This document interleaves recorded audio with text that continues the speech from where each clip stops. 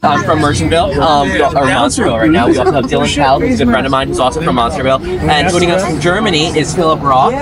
So that's pretty cool. We're gonna go over some of the just rules. I did too, and besides, you haven't made this potion in ages. These modern day witches prefer vegan spells anyways. You should be using kale. Kale, it's a hex, not a smoothie. Shut up, you. Look, fresh meat. Welcome to our humble thing. You don't they look terrified already? They have no idea about the events that transpired here. Oh, but they will, Sage. They will soon learn of the unfortunate events that happened here. You see, long ago, we were doctors in this very building. We gave potions and medicines and vitamins and acupuncture. The people of this town trusted us with their health. But then one dark and stormy October night, we were finishing up some paperwork when suddenly we heard a strange noise, a whistling coming from upon our bookshelf. Naturally, we had to investigate. But when we opened it, we were suddenly engulfed in a strange swirling green smoke that wrapped around us like vines of doom. Then we heard two voices chanting in unison. You have opened up our book. Now the story of what they took. Both our lives and all our spells. Burnt us up to crispy shells.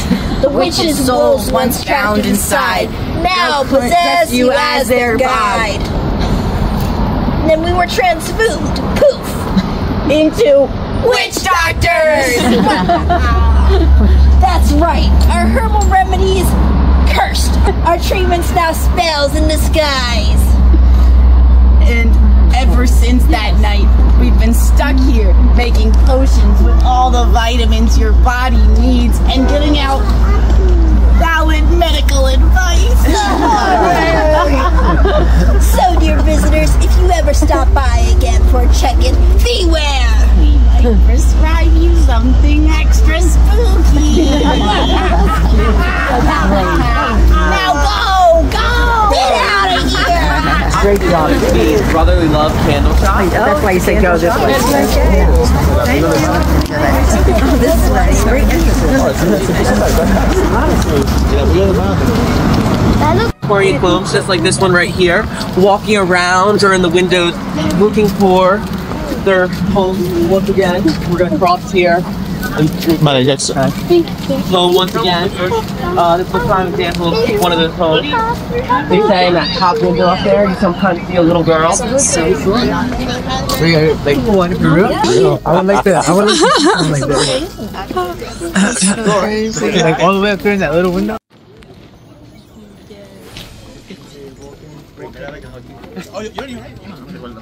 Mi primer vez, pero mil veces, ¿va? Hello.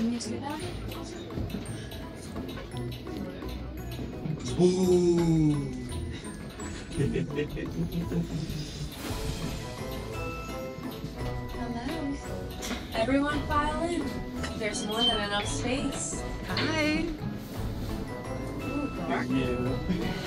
It's so dark. Very sweet. And spooky.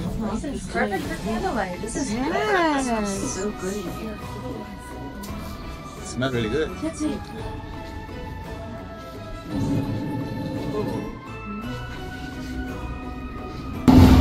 Is everyone in? Not yet. Yeah, she's at this.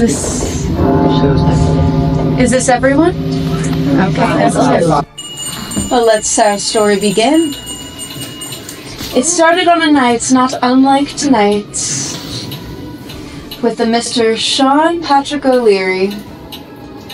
He was the local chandler of Mertonville, but he was also the candle maker. He illuminated everyone's houses in Mertonville, so everyone visited him every single week, including 3 little ones: Daniel, Avery, and Winthrop.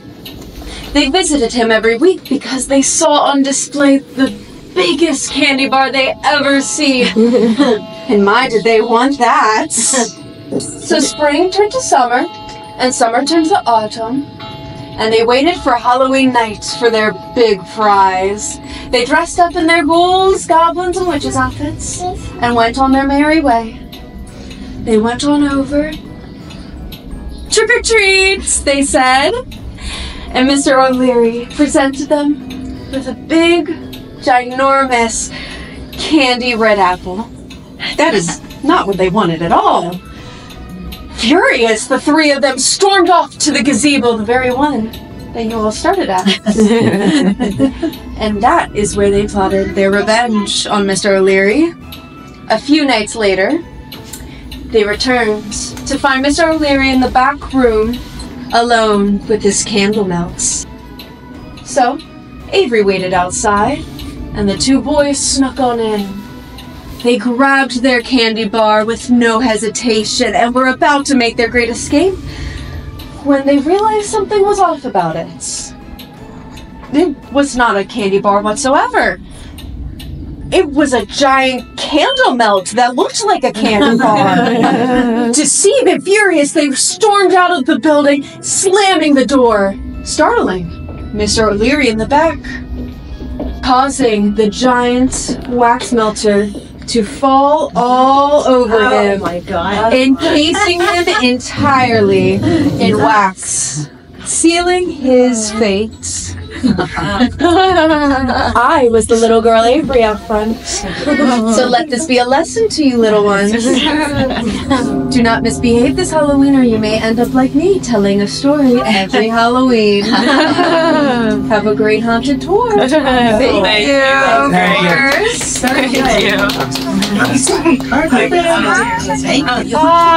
you. That's cute. I didn't know that. You have to go down the stairs. Nice little shop. Good, love. How are you? Isn't she good? At the train station, which is now the wonderful station coffee house, there was a conductor. He was clipping all the cars. It was late, he was tired, and he put his head between the one car and kept clicking it. And another train rolled into the station.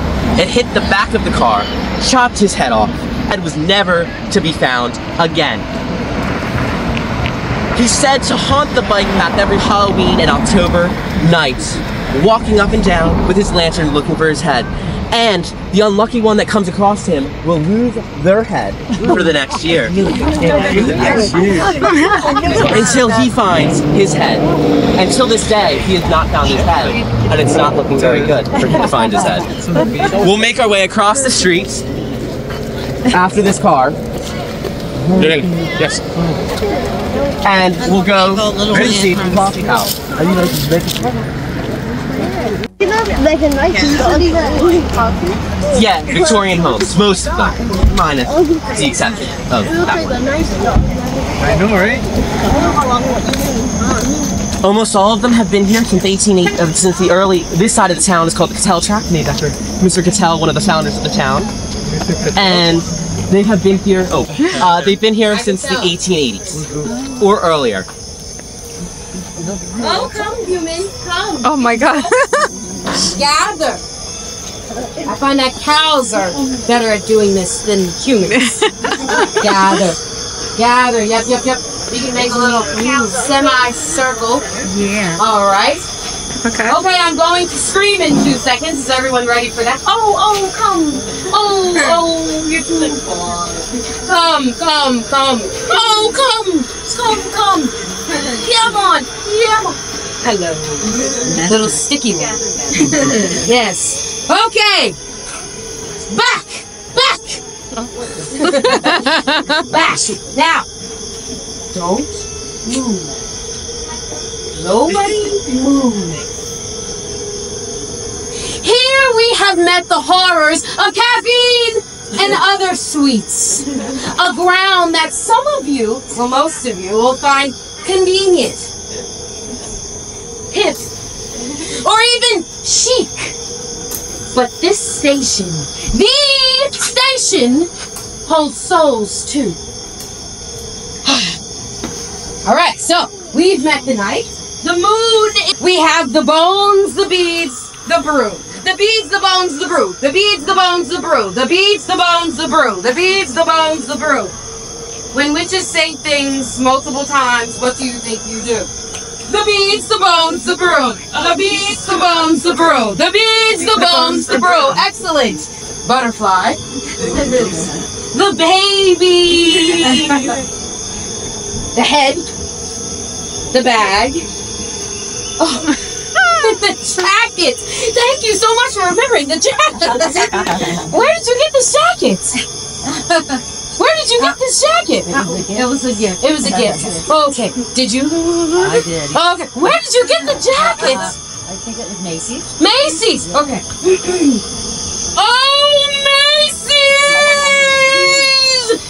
Give it me! You don't know magic, do you? No. Well, there's only one jacket I know that smells the way yours does. It belonged to a man who worked the tracks that lay, well, right there. The night was dark. There were no lamps, no cellular devices. Only moon lit the tracks that he walked to go home.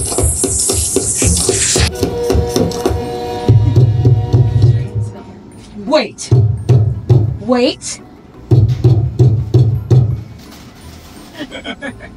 Did you move? You blinked. You all blink, you're human.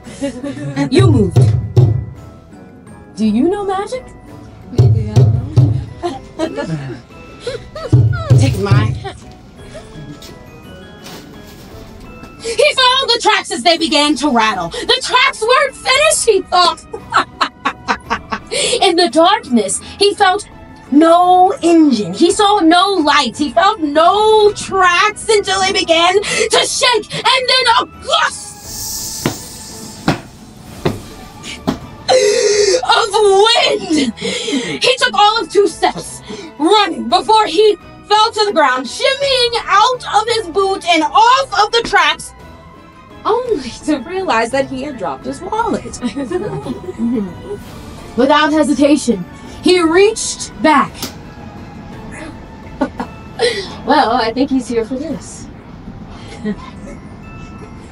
So, if you would just give me your jacket. Uh-oh. So, if you would just give me your jacket.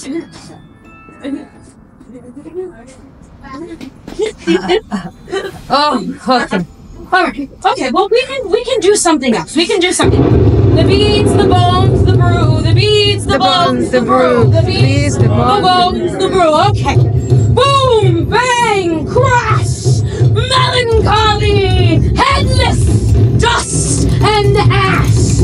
Those who walk the station's track are doomed to never, ever come back. Come back!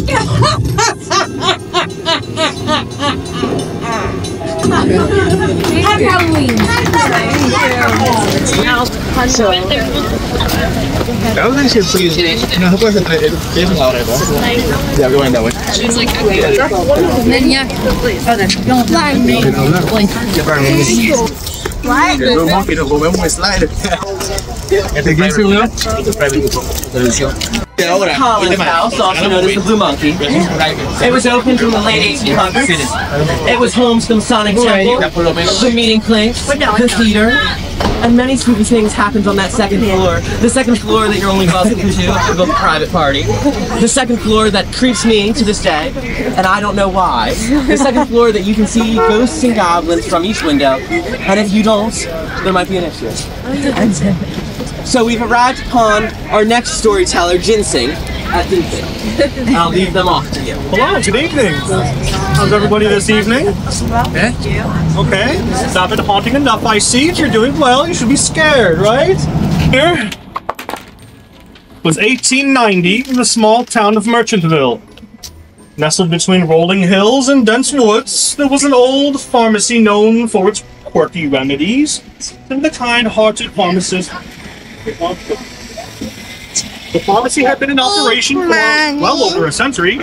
While it was a beloved part of the community, it harbored a strange secret. The townsfolk were known for their close-knit community, and those that had lived there their whole lives knew that there was something odd about the old pharmacy. Late at night, after closing, Mr. Thompson often heard guttural whispers and deep footsteps. First, he dismissed them as the creaks of an old building. Oh, what a fool he was. Then, one stormy evening, as the rain lashed against the windows and the wind howled outside, his curiosity took over. He decided to investigate.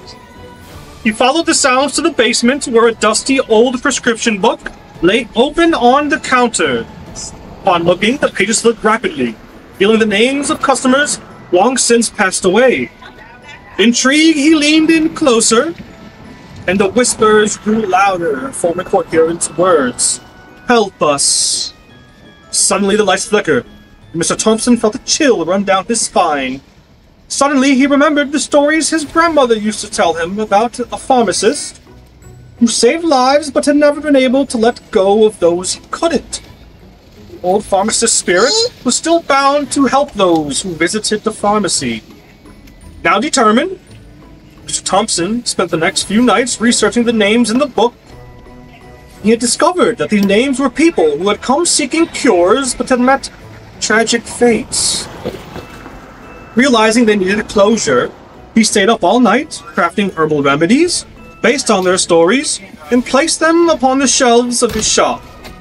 The following night, as he prepared for closing, he felt this time a warm presence surrounding him. The whispers returned, but they were soft and grateful. One by one, the ghostly figures appeared, smiling and nodding as they accepted their remedies. From that day forth, the pharmacy wasn't just a place for medicine, it had become a haven where living and the departed could connect. And every October, the townspeople, the magnificent people of Merchantville, would gather to share stories of those they had lost, keeping the memories alive and ensuring Mr. Thompson's pharmacy remained a place of healing for both the body and the spirit. Thank you, everybody. I hope you have a wonderful one. Thank you. Thank you. Hence, she's ready.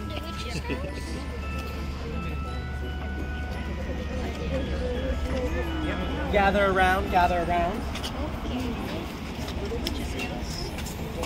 Take.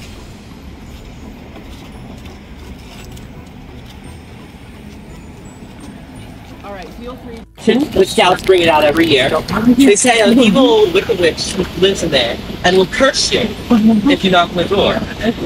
So be careful.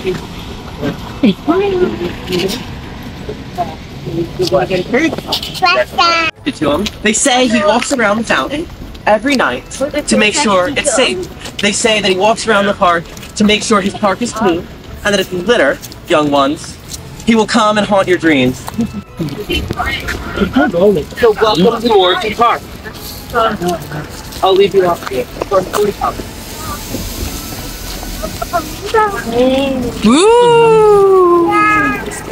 In the heart of Monsterville, New Jersey, stood a once majestic fountain in Morrissey Park. Once a beloved gathering spot, the fountain had long run dry, becoming a grim monument to the town's forgotten history. Decades earlier, local artist Amelia Hawthorne designed the fountain, hoping it would symbolize unity. But during its installation, a fierce storm rolled in, and lightning struck.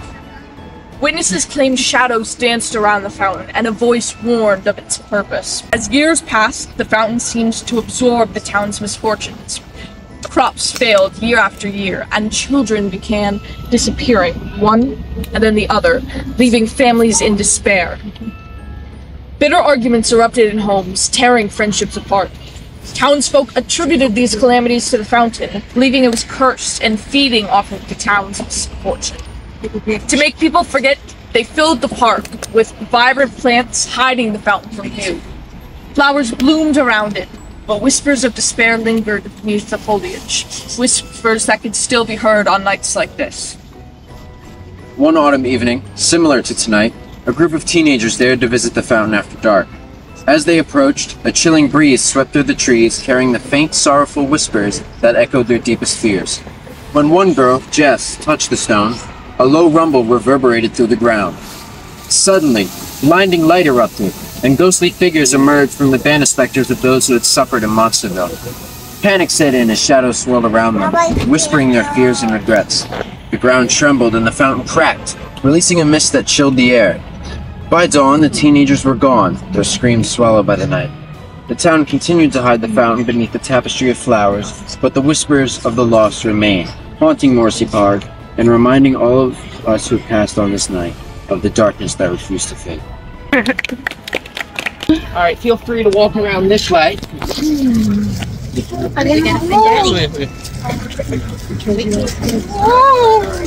And went and destroyed the church that left the priest trying to fight it alone, trying to save the relics inside the church. The priest who wanted to save his lovely church. As Merchantville has 4 churches, there's a lot of competition. There's a church for every person, religious or not. Yes.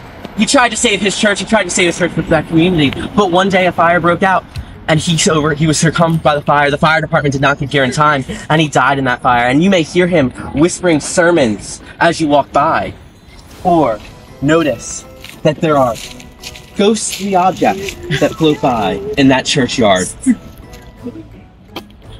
As we continue, we'll walk towards the traffic booth, down at the corner of Maple and Center, one of the hearts of our community. Behind the church is our school, a school that's K-8. I attended myself, but when it started, it was a 2-room schoolhouse, torn down in 1915, rebuilt, and they say that some of the old teachers from the school still haunt those halls, mad that they had to go modern. Mad that they had to change some of their classes. And they say that the classes from the 1950s where they were taught Latin and home economics. And those home economics and those teachers who are out of a job now, because we don't teach home economics and Latin, haunt the halls, walking up and down, whispering and yelling at the children who don't listen. Very much fun. Oh, that's what her name was, Shirley. This is one of our last stops. The traffic lights.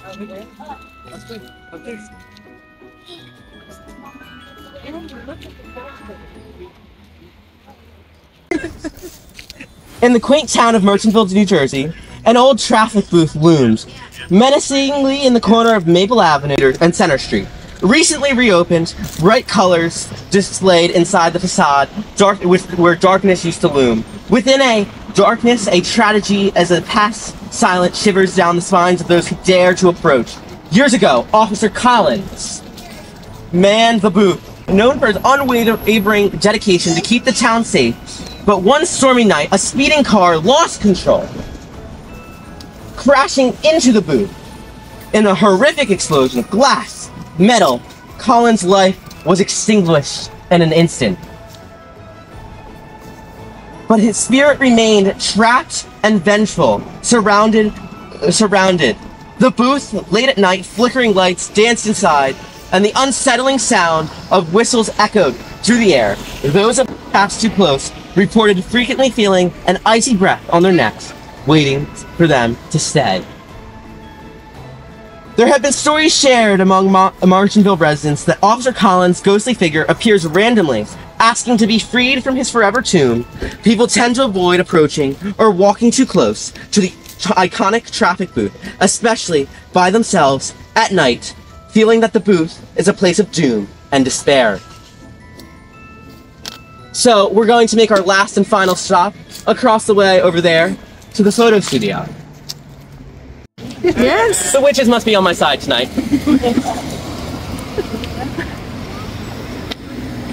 So this is Nicole Merdelin photography, and I will let them take it over. So everyone come in a little close. So back in the late 1920s, this building was actually Gilpin Pharmacy, run by Mr. Gilpin himself. Back then, pharmacies were not a popular thing. Most of them were usually metropolitan areas, so having one in a small town was exciting for them. But not only that, they were excited because Mr. Gilpin was a collector of medical oddities. He had on display jars of body parts, old medical tools that looked like torture devices, and weird vials all laid across the shelves behind the soda bar. And now Mr. Galpan always was looking for something new in his collection. And one day in an estate sale, he came across a small black box. It was drawing him near, so he had to see what was in it, of course. And inside was an old leather-bound plague doctor mask with those long bird-like beaks and those dark glass eyes. It was perfect for his collection. He brought it back and put it on center display for all to see, not realizing what evil he brought in with him to the store. The next night, he's sitting and putting his medications all together and mixing them up. And he starts hearing these sounds and whispers, and he's ignoring them, thinking it's just the wind. But then he hears what sounds like a cane walking through the front of his store. Did I forget to lock the door, he thought? It's late at night. So he rushes out to the front, looks around. No one's there. But he locks eyes with the plague doctor mask, and it seems to be watching him as he goes across the room back to the back. He finishes putting together his medications for the next morning, packs them up, and goes to his upstairs apartment to rest, thinking he was just tired and fatigued from the day and everything was in his head. The next morning, he wakes up feeling refreshed, comes down, sees his assistant already talking to the customers. Everything seems good. And then he hears, oh, poor Miss Valley. Poor Miss Valley what? Did she pick up her medicine this morning? She was a poor lady who was terminally ill and took medication for her pain. And they're like, yes, but they found her dead this morning with her pills right next to her. What? How is that even possible? She wouldn't even be able to die if she took all the medicine I gave her. It wasn't strong enough. He goes back into the back office to look over his notes, and there was the plague doctor mask on the floor. How did that get there, he thought. That's weird. He picks it up, and under it was a bottle of arsenic. Did he make a mistake? Did he mix up the wrong medications for poor Miss Valley? It's been true and rumored that he made a couple medical mistakes throughout his career that were quite deadly, and he got the title of the Angel of Death. All these people that were on the end or close to the end somehow magically passed away after having his medications. But now that we're at the end of the tour, I invite you to come in and take a large group tour photo with my plague doctor decorations. So come on in, get your end of the photo moment.